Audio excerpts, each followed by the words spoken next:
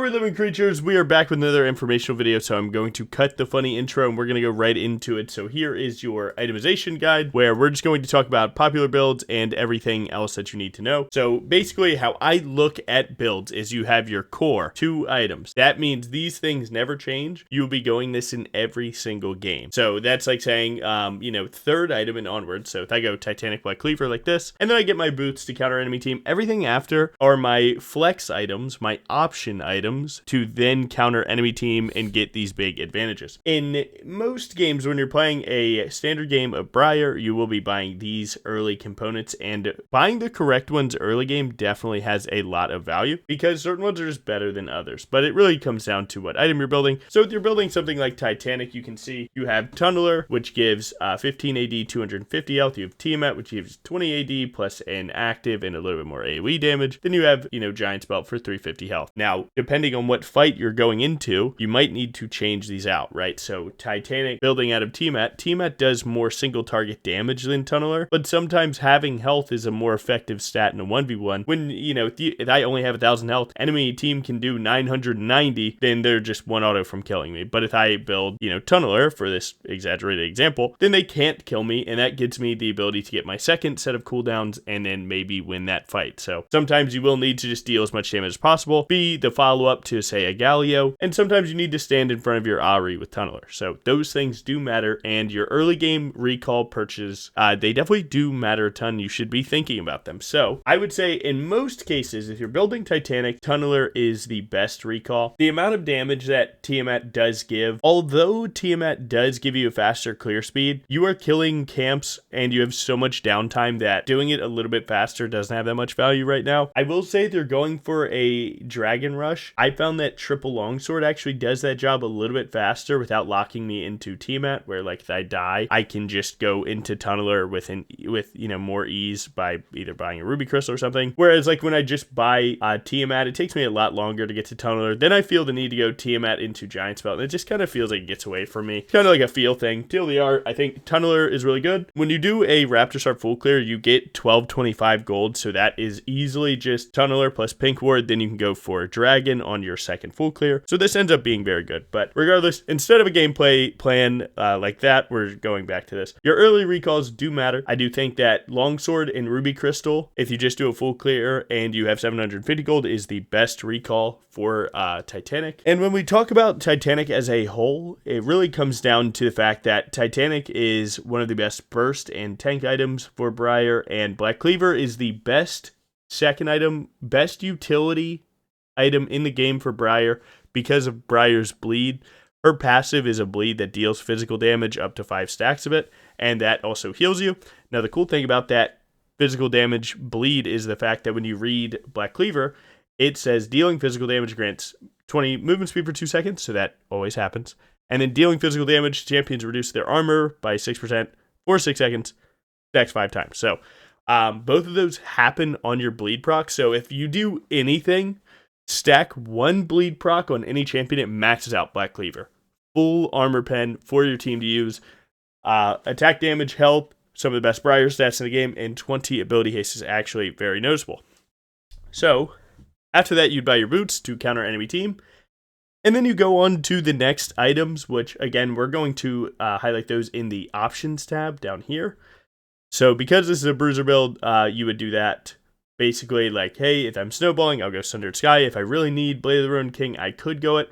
But outside of that, you're just going to find yourself in this tab where, hey, I need Death Dance 3rd because that item is really good. Or I need Magic Resist, so I go Spear Visage. You know, things like Abyssal Mask can be good sparingly when your team, you know, has a lot of magic damage. You can kind of help them do more than that. But you have to wager that against, you know, Spear Visage as a whole being a better magic resist item. Serpent's Fang obviously is really good for your anti-shielding measures.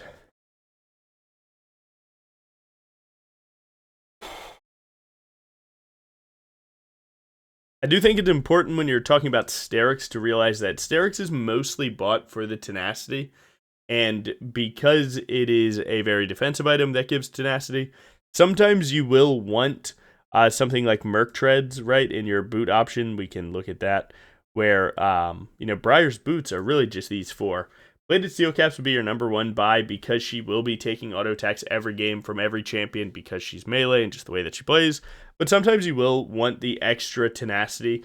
There's 10% more on Merc Treads than regular items, and Magic Resist can be good. So against a team that has a lot of CC and one auto attacker, we're going Merc Treads. It is what it is. But then you might have to get Death Dance for that one AD person. So sometimes it ping pongs where like you go Merc Treads for their team, and then you go Death Dance, and sometimes you'll go Plated Steel Caps and then Sterix. Kind of just trying to get best of both worlds. Swifties against teams that have a lot of slows actually do gain more value than Merc Treads, and their cheaper spike with more movement speed can be very good. And I only put Berserker's Greaves. I'm not the biggest fan of them myself. I think 25% attack speed is pretty weak. But some people have seen good success, so I decided to include them. I'm not the biggest fan, but people are. Your second build for itemization will be the 2-item core of Blade of the Roan King and Black Cleaver. Again, the second best item and the number one best 1v1 item. This item is Turbo Cracked. It gives attack speed, attack damage, lifesteal, which Briar actually utilizes very well because of how many auto attack resets she gets. She can really get a ton of value out of lifesteal. It's like the way she deals damage, right? And then the Mist Edge, dealing a percentage of enemies' current health as bonus damage, has a lot of value even against squishies. It is just really good at getting people low. And then Briar's W2, dealing execute damage, works together super well at killing people. So overall, what would you go after this? Again, pretty standard stuff here in the options. You would go likely, something like Death Dance. You could go Sterix for the same reasons that we talked about. Or you can throw on a Sundered Sky if you want to be a little bit more aggressive. Same thing with Endless Hunger. Endless Hunger is like the middle ground of like, I want to be aggressive, but I do still need tenacity. So it's kind of like Sterix, kind of like Sundered Sky. It's kind of in the middle. And then once you get a kill, you get a ton of Omnivamp, which is very good. I think Maul Malmortius is pretty bad for this build. I think Maul is genuinely outclassed by Spear Visage, but a lot of people do go them both. They do work well where this gives you a shield and this increases the shield in certain games where you need double MR. I think double MR item can be very overkill where like you usually want better items than Maul. It kind of just is kind of weak right now, but people do it all the time. And you can also just put Titanic into this build to increase your burst. That can work very well.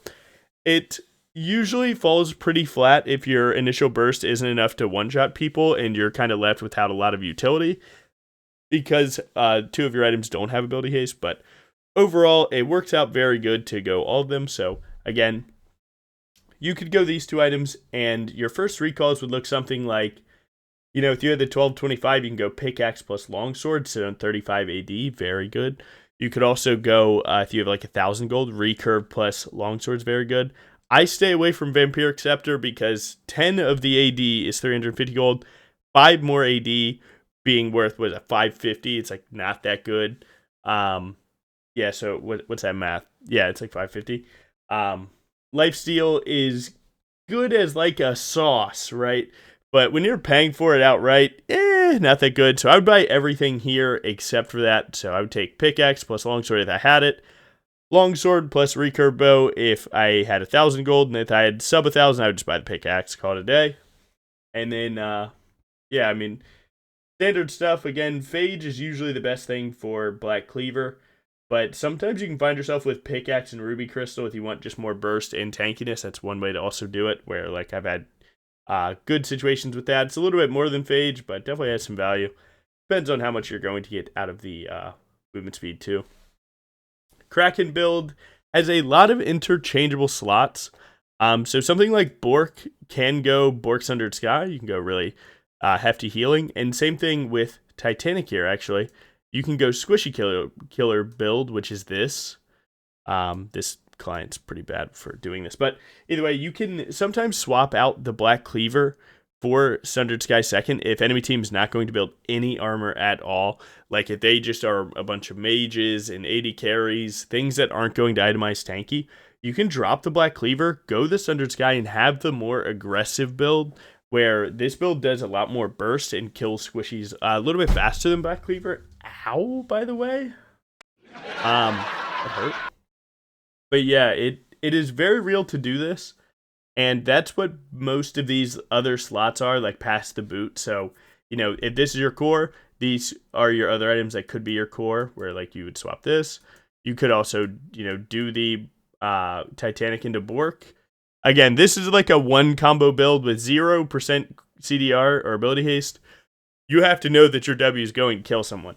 And that's what makes this build fall kind of flat. Like, it can work overall. There's other ways to address killing people in League. And more times than not, Bork is a little bit worse paired with Titanic. So, back to Kraken. Kraken has a lot of different options where you can go the Kraken Slayer team fighting build, where it's kind of like, hey, I stand in front of my team, I do good Kraken procs with my team, we devour front to back together. You have the ultimate 1v1 build, which is something like this, where you go Kraken Bork, you can go Bork Kraken. This kills anyone. Bork brings down high health targets to low. Kraken deals more damage the lower health you are. It kills anyone. You're very squishy, but you are so fast. You have movement speed here. You steal their movement speed, slow them down, and you have a ton of attack damage. Now, if you're scared of doing this and you want a little bit more tankiness, you can go with something like this. This build has caught a lot of popularity here because of its good skirmishing nature while also having built-in sustain. Well, like, it's kind of like the middle ground of Kraken Titanic. Kraken Titanic means that you can almost instantly proc 2 Krakens, which does a ton of good burst damage, but you do not have any ability haste, which can be tough. So it's basically another version of when I hit W, I have to know I kill, but I'm more efficient at killing squishies with this build. This build does the most damage to squishy targets, so it's worth keeping it in mind. So again, squishy killer, you have, more of a middle ground with some healing. You have the team fighting variation. All of these can get super crazy, but again, they're just min-maxes. Build your favorite thing. They're min-maxes, and sometimes your second item can get a lot of value. And I'll show you the next build. You tell me what you think it's good at. So this one is all about if enemy team has a lot of cooldowns or spells that just like buy time off your W and you realize that you're not getting a lot of value out of your W, then you can look for something like this just to go full cooldown maxing so that you can just be spamming abilities. WQ, W2E, wait 3 seconds, do it again. It's another way to approach the game where, you're trying to counter the counter to you. And not a lot of people are going this yet. I do think that by default it is weaker than the rest of these builds, but it is definitely a very real way to play the game. If you remember Tal Bruiser, this is basically just, it's just a high damage build that's found its way into the game because it needs a BF sword, and Triple Tonic Cashback are in the game and very strong. Triple Tonic allows you to get BF sword on first recall, which enables you to play Yuntal really easily. So because of that, this build exists. When would you go it? It's more like a personal preference build. I'm not too sold that it's much better than the other things that we just sold, but people do play it a lot, so it's worth it. And again, we're back at the Bruiser Options. This is a very all-around ability haste tenacity AD item. Very aggressive, very good right now. The king of all AD or armor items for Briar, Death Stance. You should be building this more than what you are because you're not building enough. Serpent's Fang, counter shields.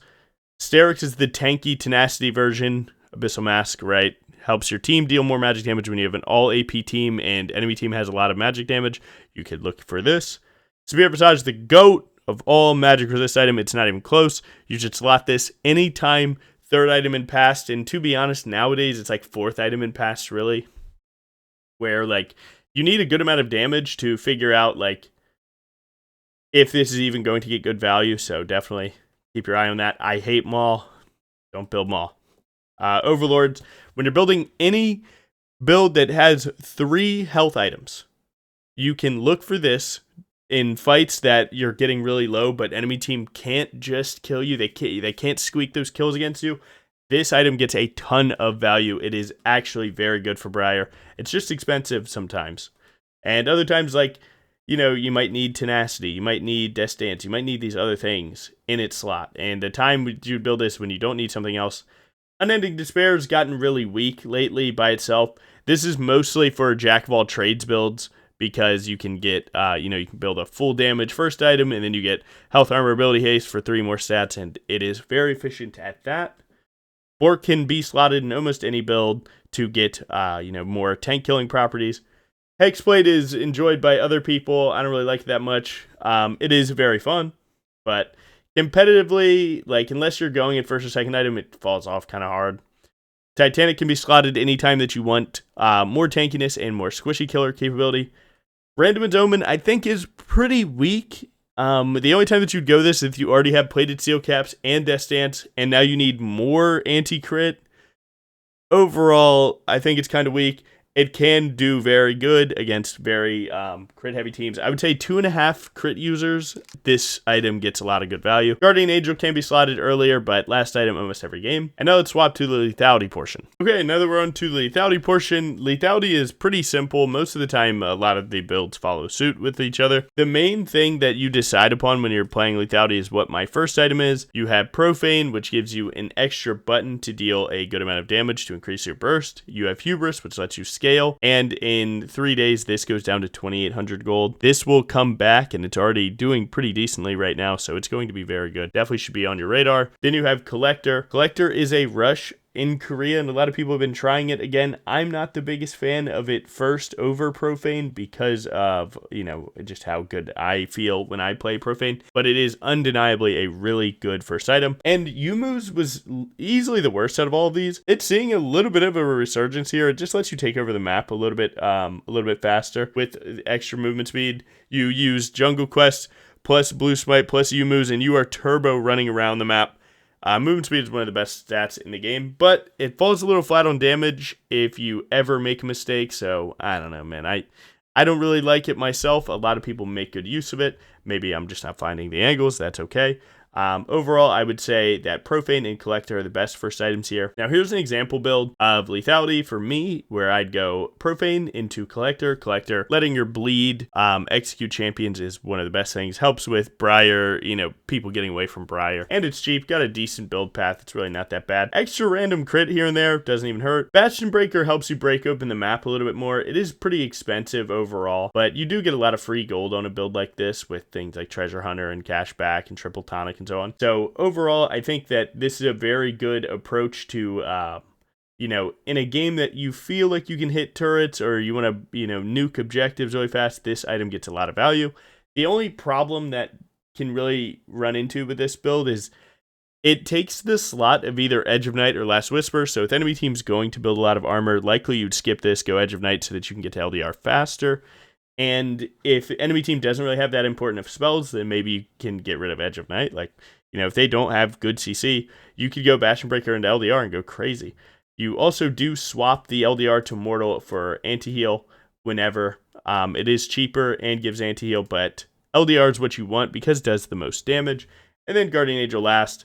One of the GOATs. This build is super consistent, very good. Here's your option. So again, imagine that you just picked any of these for your build.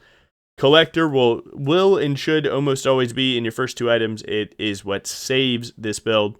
You have your armor pen items. Zrielda's is easily the weakest right now because damaging ability slow enemies. That's not really what Briar does. She's more auto attack based. So this one is easily the weakest of the 3. So you have weakest one, you have anti-heal one, and then you have the big damage one. So pretty simple way to look at it. Edge of Night is basically what makes this build like super consistent. Blocking that one good spell, as long as you don't waste the shield, can be the difference of you getting a kill, getting out. Umbral got buffed and is still super weak on Briar. It is so sad. I want to build this item so badly. It might be a Briar support angle to even purchase this, but overall, man, it could be better. Opportunity has fallen pretty flat. It's not really doing that great in damage sims. It does, you can build it very cheap, and the extra lethality can feel very good, and getting a kill and then running away feels fine. Overall, it's fallen pretty flat. Same thing, Yumu's fallen pretty flat. Cyclosword's build path is kind of mid, while also having an insanely expensive recipe, basically. And that can kind of gate it a little bit. I do think that it has places against like certain teams when you want to slow them down a little bit more because of the energized auto attack slowing them. But overall, I just think that like each slot feels so important. You know, Profane, Collector, Edge of Night, into LDR, Guardian Angel, Boots. Like if you went that every game, that would be fine. So you have to find value in other items like this to really make them come alive. You have Axiom Mark to get more ultimates. I'm a big fan of this item. I think it's very good. 20 ability haste is very good to me. Guardian Angel should be last item. And a lot of these you'll swap to them when Guardian Angel's on cooldown or Zonia's. You can slot the Infinity Edge because you go Collector, and then you can have 50% crit, and then if you have LDR, now you have 75% crit. You find yourself really fast getting to high crit amounts, so sometimes slapping an IE can be the diff. Bastion Breaker, if you have it, you have it. Again, to talk about more of the crit side of things, you have Tal Crit, which is basically just when you're playing lethal tempo, you'll stack it really fast with Tal, and then you'll have full lethal tempo stacked using Tal's on-hit passive. It is a very good synergy. Some people just go immediately into Infinity Edge with that in mind. Some people do like the Flicker Blade version. I myself don't really have a preference. I kind of like both. Overall, you do end up landing on Shield Bow and then going Guardian Angel plus Boots. And if you needed LDR, if you weren't getting bursted, then you'd swap out the Shield Bow and you'd go this. And if you didn't want the Flicker Blade, then you'd go this and just try and let Tal plus Lethal Tempo carry your attack speed. If you want to bypass the Tal, then you can go Hail of Blades. Hail of Blades just gives you 3 fat auto attacks, so you just go Collector, i.e. LDR, just go full damage sending it. And right here, these 5 items plus Boots. You can go Endless Hunger. It gives you Tenacity, Ability Haste, and a ton of healing, which can be very good. Death Stance basically doing the same thing, just stopping you from getting bursted. This heals you up after you get a kill. Just more defensive options, really. But yeah, if you're sauce, you go AP Briar. Lichbane carries this. Just use your Spellblade procs. You get 4 of them for every W, Q, and E, which does a ton of damage. 100 AP is really good. Build path is solid. You have the Rocket Belt tech with the sliding E. If you haven't seen that, go look at the short form. You'll get a complete guide on how to do that. Storm Surge has just basically turned into like cheaper, maybe a little bit better Shadow Flame. Shadow Flame does more damage, but Storm Surge, build path is super easy. Another alternator never hurts, and it gives you some money back sometimes, which is cool. Rabadons is a must. Your one-shot E build. You need to do the most damage. Zonias can let you get to another E. Definitely worth keeping in mind. Void Staff, obviously just your magic pen item. And then Hex Tech has the tech where you point click slow into Q, into E. Can help set it up more. Definitely a solid tech option. It just depends on what version of AP you're doing. And then here's your be very careful items. These items I see a lot of people going, and I think they're kind of bad-ish. And I meant to add these two, actually. Essence Reaver just didn't pan out like old Navori, like the Mythic Navori. That item was disgustingly good, and that was kind of doing what this item does. Ravenous Hydra is most of the time just a whole lot of nothing. A lot of the times, like, you're using it in a minion wave to get a huge, or like just in a stack rather, to get a huge burst of healing. I think that like it can catch people off guard sometimes, more times than not. Approaching the game in the way that like you're setting yourself up in these giant stacks of minions to get this huge heal. Sometimes like other people can play around it. It doesn't always really like hit the light as it should. I don't know, man. It's just kind of mid right now. It needs like maybe some very small taps forward and it could do good. But overall, it just kind of, it's just like good, just okay. It's not great, so you got to be careful when you buy it. Anti-heal, you know, Chempug Chainsword is an okay item, and Mortal Reminder is definitely better for the high damage builds, but overall, Briar single target anti-heals a lot. The AoE isn't always proccing on teams, so overall I try to let other people buy this. Phantom Dancer gives the most movement speed and it gives you ghosted, but overall no AD, kind of falls flat. Sunfire's kind of mid, like, I don't know why you're building tank. Force of Nature can be pretty good against certain teams that like proc it really fast, but overall Spear of Visage just ends up doing more. You can swap the Medjais if you're someone that builds Dark Seal even on Bruiser Briar. You can buy Medjais, do a bunch of damage with E. You gotta be careful so it doesn't like swap your adaptive. If you get more AP than AD, it'll swap your adaptive and then you just lose a lot of AD. It's kind of scary. little break point there. I've never had it happen to me, and I've had good times running Medjai's, but it does exist. Iceborne's kind of sweet. Kind of weak. It's pretty sweet. Mercurial is a weak item because it comes with a good active, but I would say more times than not you should just look to buffer your R to cleanse the CC that you'd be cleansing with this, but can happen sometimes. Nashor's is very weak. Definitely needs to be paired with other items to really bring it alive, but it can work for like hitting turrets. It actually can be pretty good, but overall it's kind of weak. Bloodletter's is just AP, Black Cleaver. Just build Black Cleaver, you know? Wits End, no AD. This item, if it had some AD, would be so good for Briar. If you swap the attack speed to AD, this item goes crazy. But unfortunately, it's just a little weak. It's cheap, doesn't really do too much. And again, your boots. And then you have the tank items for jungle where people go Titanic into Heartsteel, try and scale up and be tank Briar in jungle. This build is basically locked to building exactly this every game, so I included it. People get Korean Masters with it, so I kept it in the vid. But overall, I think this build is kind of weak. But a lot of you guys do want to be super tanky in jungle, and this is how I'd do it if I was you. So thank you for watching. Hopefully this helped you learn itemization a little bit more. Again, man, it's tough to explain itemization. You got to look at their team. What are they trying to stop you from doing? So on. Just build Tunneler. It builds into all of our items. And keep pushing. Thank you for watching. Peace.